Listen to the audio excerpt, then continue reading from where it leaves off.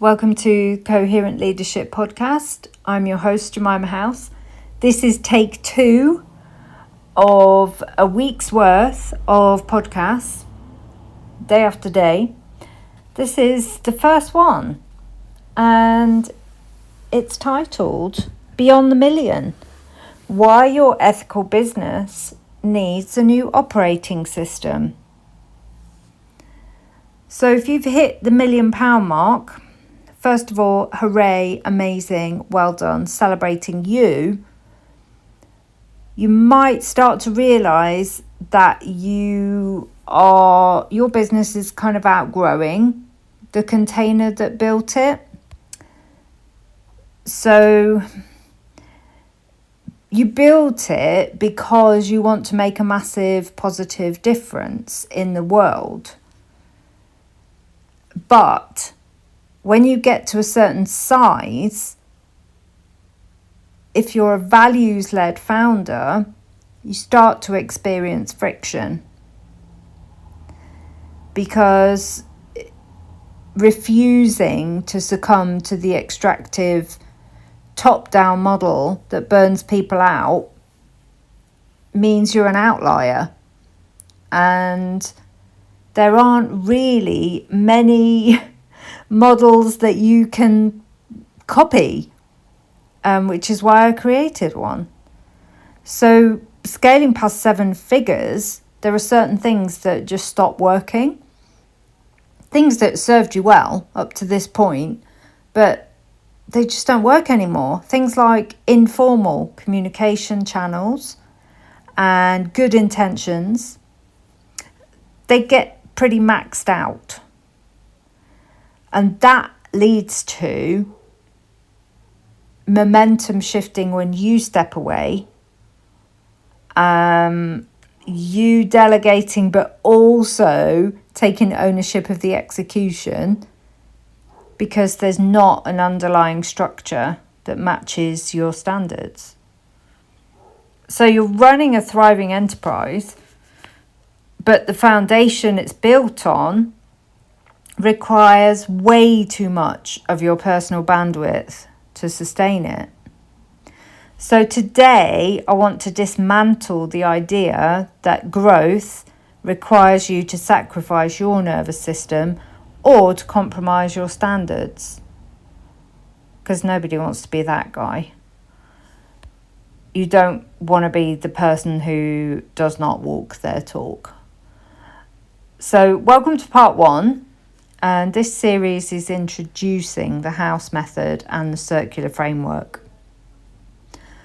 When scaling past the £1 million mark, standard business advice says tighten the reporting lines with traditional corporate management structures, yuck, or lean harder into team well-being through perks and initiatives, etc., and policies. Oh man, it's so generic, and it's so not worth the paper it's written on. Even if you did both of those things, it's still incomplete. And why is that? Because you're still in a traditional hierarchy. You're still in a pyramid model. And that model treats people like cogs in a machine. It was built for a different time. It's from the military-industrial complex. And basically, the culture it creates alienates people, because people don't want to be tied into a system that contradicts the values of the company. There's also another thing added into this that I have experienced personally, and that is, on the flip side, people who are ethical founders sometimes have a disorganized approach to well-being efforts. And that's because basically they're good people. They're good people doing their best, but they're not systems thinkers.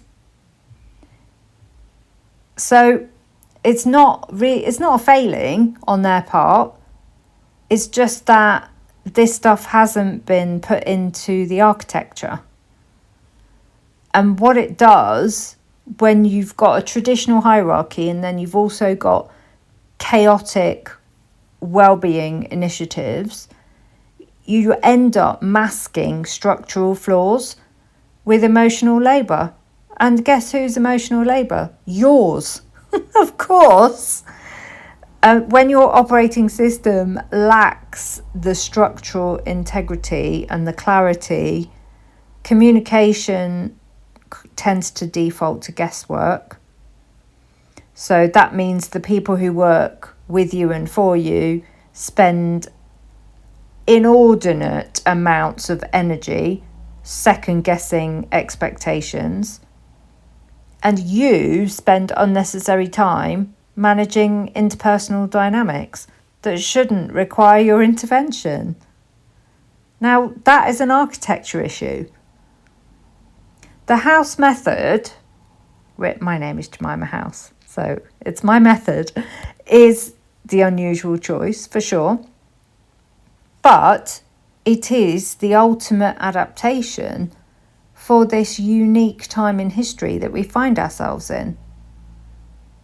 Because we're yet to transition out of capitalism, we still have to operate within its commercial realities, while refusing to let its extractive mechanics dictate how we work or how we treat the people who are involved in the work. So the circular framework bridges that gap. It allows you to make profit, to make money, which is what makes your company sustainable and able to exist in the world. And it also allows you to care deeply for the people who are helping you and to make the biggest impact possible. For a thriving ethical company to master this phase past the £1 million mark, there are some non-negotiable values that have to be in the architecture, as well as what made you step onto this path in the first place. The first one is mutuality,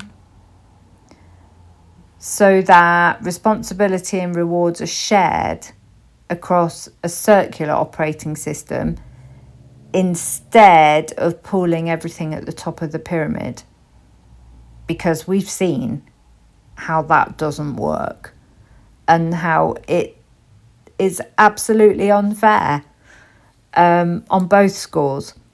The second one is sustainability.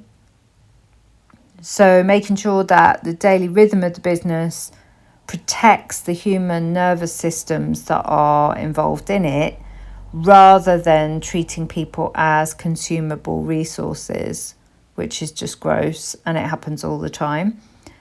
The third one is enjoyment, because if scaling past 7 figures means that there is zero pleasure and zero creative spark left in the business, left in the people, then surely the point of being here has been missed.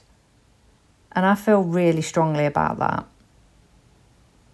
So instead of a pyramid where pressure accumulates at the top, with you absorbing the kinetic force, the circular operating system distributes responsibility through intentional engineered boundaries. Now that relies on structural shifts. You've got to be more precise and less ambiguous, because vague cultural expectations get everybody into trouble. Instead, you need crystal clear operational domains. The second one, rhythm over reactivity, moving the organisation away from constant crisis management and into predictable, sustainable patterns. The third one, containment over functioning, structures the roles so that boundaries are held by the system rather than anybody's personal capacity to absorb friction.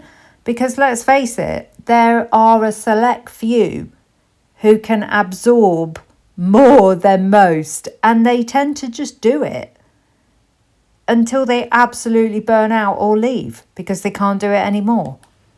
That's not sustainable in anyone's book. So you can't optimize a foundation through having better intentions or working more hours. You just can't do it. You have to look at the architecture of how your business is actually running. So over the next episodes, I'm doing one a day, every day this week. We're going to break down this framework that I've created and also demonstrate exactly why this shift is needed right now. But if you already know, and maybe you're ready already to upgrade how your company operates. So if you want to map out the specific improvements that your company needs to make for more ease and more impact, we can look at that together.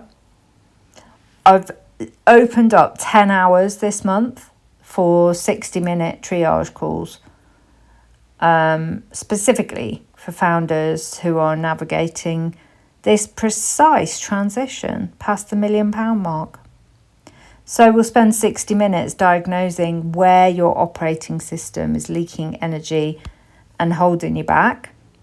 And we'll map out the exact shifts that you need to make and look at what order they need to be made in. So head over to the show notes to book your slot if that's for you.